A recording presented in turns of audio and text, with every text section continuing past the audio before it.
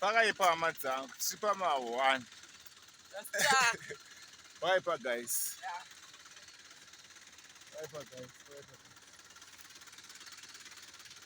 Apa mvura inoda kunaya.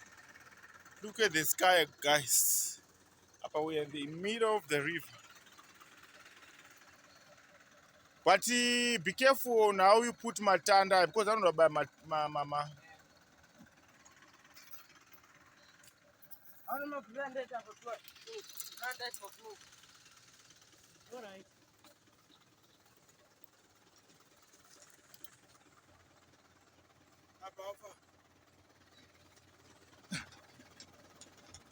Tona Buddha. Tona Buddha.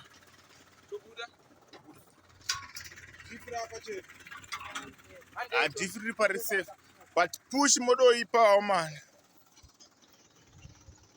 Mapata pata garai maisa msasiyeshi. Masecho, ma what? Oh, shangu chino. China kumbe chikwambo kudai.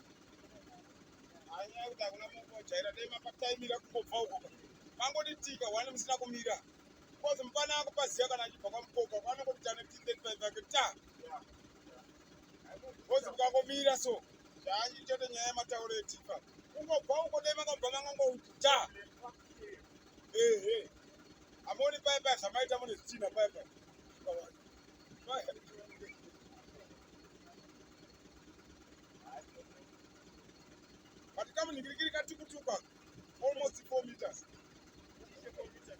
4 to 5 meters. Apana bore bastiri. Dora apana bore bastiri. Line la urkuti wa iro pesi kwa kufanya ni moto.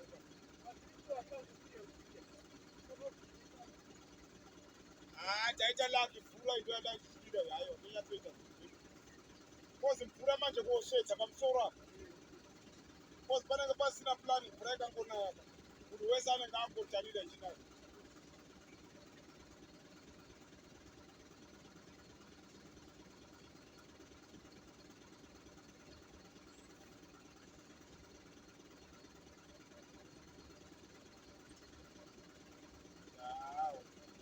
Opingo akadai so. Hapo. So far. Mama msasi mumo kunyura imota ya sana.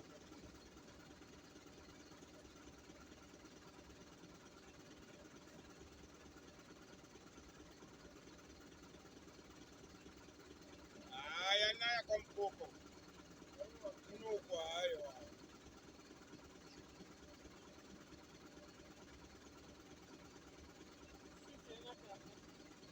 Gachi kwa riba akadai so.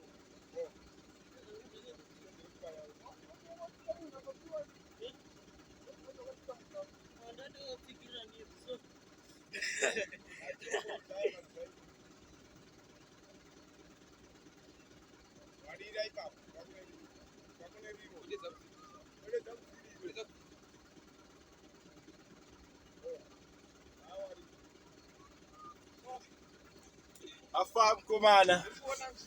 Ah, pakaipa. Ndinonzi exposure at Twitter. Exploring.